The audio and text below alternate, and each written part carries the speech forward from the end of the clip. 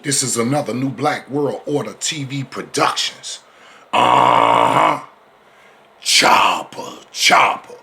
So this is my third part to the arrest of Grandmaster Jay and his release, and a message to the youth about how you should look at this thing. I want to repeat again that I'm not against militias. Am pro-gun, Second Amendment right. I definitely believe in black people defending themselves by any, and I mean by any means necessary.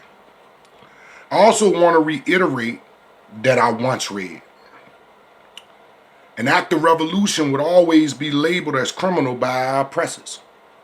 The culture of the revolutionary is to break the laws of the oppressor until he becomes free, until he takes the boot of the oppressor off of his neck.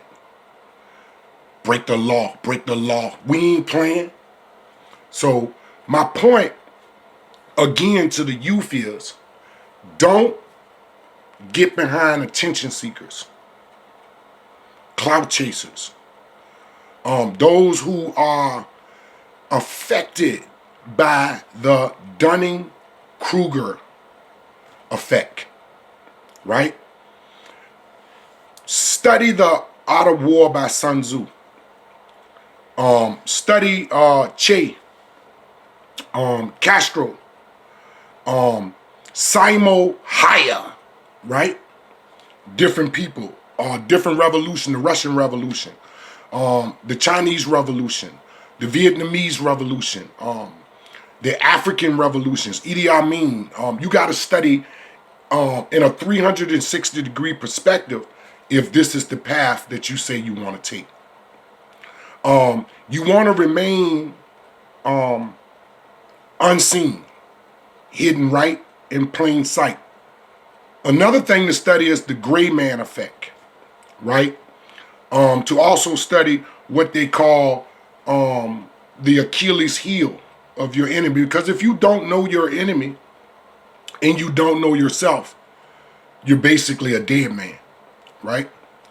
But I also want to say to the youth that I appreciate all of the things that you have been doing this year, in spite of the pandemic, in spite of the distractions, in spite of the misdirection by those who infiltrated the rebellions that took place. I just want to salute you. But I don't want you to attach yourself to a cult of personality. Somebody who may have their own personal interest in a particular thing.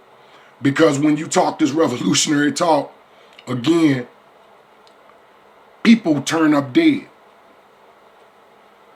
People turn up missing. People get incarcerated. And then that's the lonely path that you're going to live by yourself. Because a lot of these people got short attention spans, right? People will forget about you. Like Mr. Bird, that got dragged, right, by the pickup truck down there in Texas.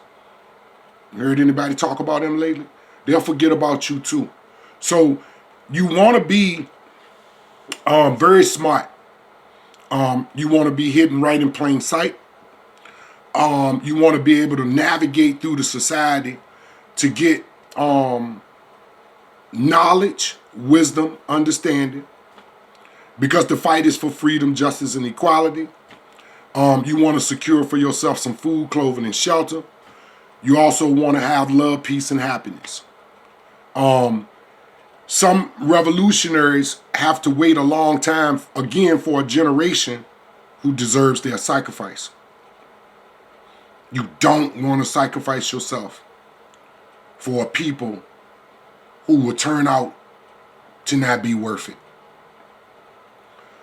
If you look at the sacrifices of Rosa Parks, Malcolm X, Martin Luther King Jr., Marcus Garvey,